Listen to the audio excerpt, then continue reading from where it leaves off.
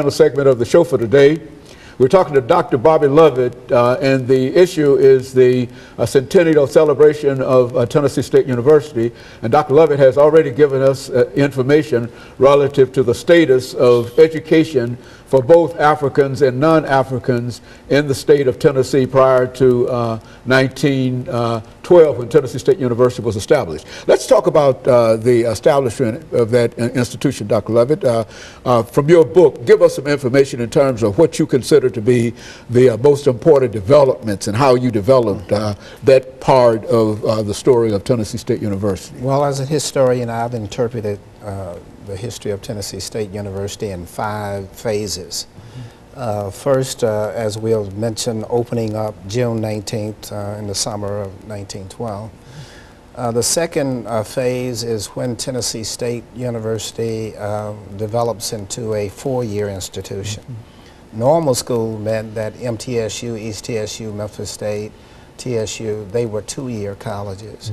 Normal curriculum meant teacher education. They were started to train teachers mainly in the state because Tennessee, for example, had 37 counties that didn't have a high school for Negroes. And in many places, they didn't have a high school for whites. So as a result, the normal school bill was to start teacher education institutions. All those institutions, including Tennessee State, were upgraded to issue bachelor's degrees in 1922. And in 1924, on May 27th, Tennessee State University graduated its first bachelor's class, 8 individuals, 7 men and 1 woman. The next phase was when Tennessee State University upgraded into a graduate institution. In 1942, the state approved it to offer graduate degrees. And in 1944, it graduated the first master's degree candidate. The third stage is Tennessee State University becomes a university, August 1951.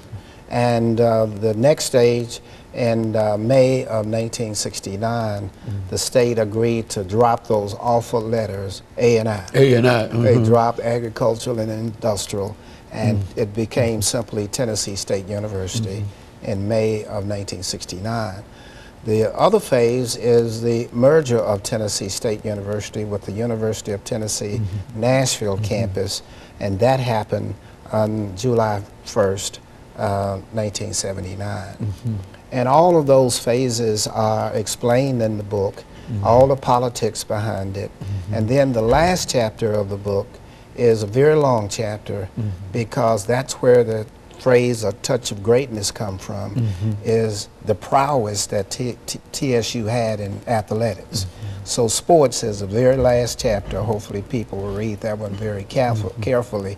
Some people are not aware that Tennessee State University is still the only institution in the country that has won 3 consecutive national basketball championships, and the first black college to do that against integrated teams. TSU did that in 1957, 1958, 1959, and went back to the championship game in 1960 and only lost by 2 points. But that record of 3 consecutive national championships in basketball has not been broken, not even by UCLA.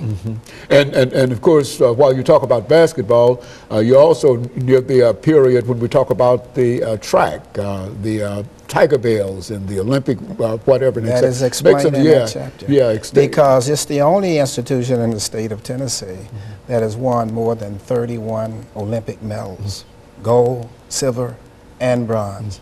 And it's not likely that that record is going to be broken by any institution in the state of Tennessee.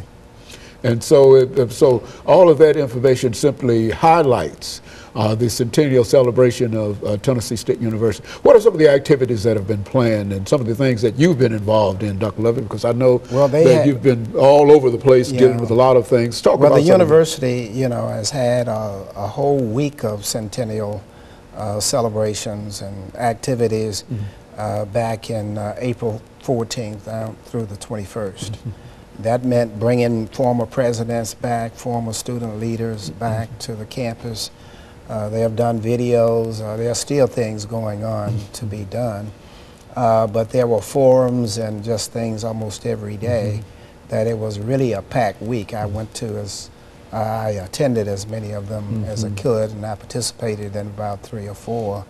But the university did an excellent job in celebrating the Centennial during the week of April 14th through the 21st. Did you have an opportunity to look